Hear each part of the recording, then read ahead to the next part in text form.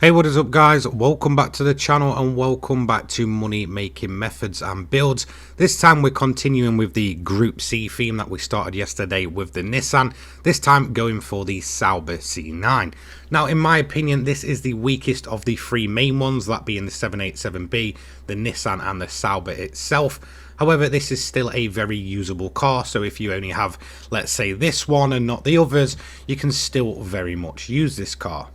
Overall, it just requires to be, ran a little bit different in terms of the strategy for taking on the event, but it's still a great little car. Now, in terms of the livery, I just want to say a big thank you to, I want to say Escraluge. I'm not quite sure if I've pronounced, I've probably butchered that, I do apologise. But for this awesome livery, absolutely loving this one. Now, let's get straight into the build. Again, it's going to be on racing mediums. Body height at the front is going to be not changed from my previous build, so it's 55 at the front, 65 rear, 5 for anti-roll bar, 30 for the compression, 40 expansion front and 35 rear. Natural frequency is 4.00, negative camber angle 3 up front, for 2.5 at the rear, toe angle is 0.10 outwards at the front and 0.20 inwards at the rear. Initial torque is 25, acceleration 40 and braking again 40. Fully customizable manual transmission on this, set to 370, and the ballast is going to be 52 with a positioning of -49. No power restriction yet again. 50 for the aero at the front and 1600 at the rear. Medium RPM turbocharger, and then as you can see, nothing else needs changing.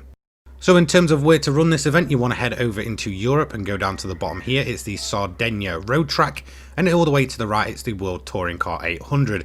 Now you can note that this car can be used at the Spa 800 as well, so I guess it's a bit of a double whammy.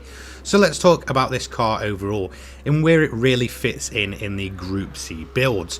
Now in my opinion this is definitely, I'd say, the weakest of the three on outright performance, and that is mainly because its fuel consumption seems to be a little bit higher than both the Nissan and the Mazda 787B. However, I know there is a massive fan base for this car. The C9 in general is a legendary motor, and a lot of people absolutely love the sound, the look and just the feel of this car in general, and I'm very much in that category, so it's definitely worth checking it out if you just want to run this car, or if you maybe only own this car and not the 787B or the Nissan. So I would certainly say this is a worthy machine. So let's have a look how you have to run this car. The first thing you're going to want to do is turn it straight to fuel mix free, and that is where you're going to be leaving it, at least for the time being anyway. Now this car does have a bit of a higher fuel consumption. I tried it at fuel mix 1 first and it just did not like it.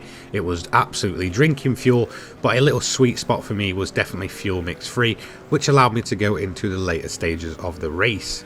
So on your opening lap, again, you just want to make your way through the AI as fast as you possibly can, whilst also being careful. Damage is turned on for this event, and if you do hit the AI, there is a good chance, or a very high chance, that you're going to take some damage and kind of lose a bit of performance for a time being. And obviously when we're grinding money, time is king, and anything such as being stuck in traffic, taking damage or taking a good spin is going to slow your overall time down. Now this wasn't the cleanest run for me either personally. I did have a few moments where I'd kind of get myself absolutely hammering through the track, and then traffic would be there on the edge of the corner and I'd absolutely slap into them, meaning that I lost a good few seconds, a couple of times at least. So definitely not the overall perfect run I'd hoped for, however it was still a very viable run.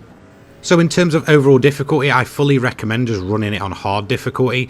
You will absolutely wipe the floor with the AI no matter what. You are much faster than them.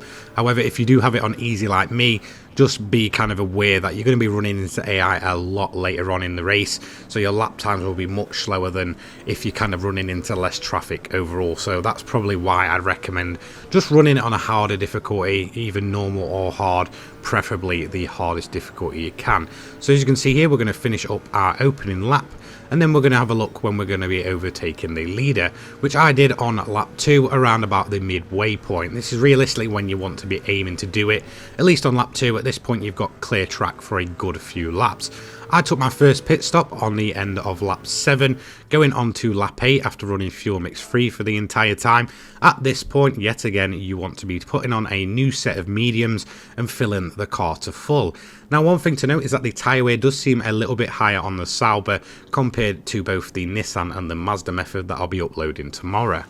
Again, it's just a bit of a downside of this car overall. However, I know there is people that don't own all these cars and maybe just possibly own the Sauber or just want to have a build for all of the Group C machines, just like myself. So obviously I will be doing the Porsche at some point as well, because I absolutely love that car, and whilst it's a little bit off the pace of the kind of other Group Cs overall, so it can certainly be built very well for Sardinia. Now, as you can see, when I left the pit, I did have a quick check behind me. I fully recommend doing this. This is mainly because the AI will come barreling down there. Now, one thing I did notice throughout this whole run, I did have a bit of a, I want to call it a glitch with Fraga's AI car. It must have run out of fuel and just literally never bothered to pit after that. So the entire time that car was going around at like 50 to 70 miles per hour and just blocking the road off many times. As you can see, when we come up to lapping the Dodge Viper yet again in P2, the Toyota Supra is just literally in the way. It was absolutely ridiculous. I had this a bunch of times. It was usually every 2 laps I was lapping him, and he'd also cause the AI to back up. So it was just absolutely frustrating, because every time you're trying to keep the time down and you're running into an AI that just absolutely refuses to pit. Now, around about lap 13, I do fully recommend actually turning the engine down to fuel mix 6 and just going max fuel saving.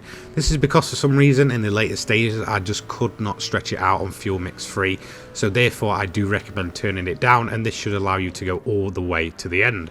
So we're going to get first place nice and easy, so let's go ahead and compare the overall time of the Sauber C9 to both the Nissan and what tomorrow will be the Mazda 787B.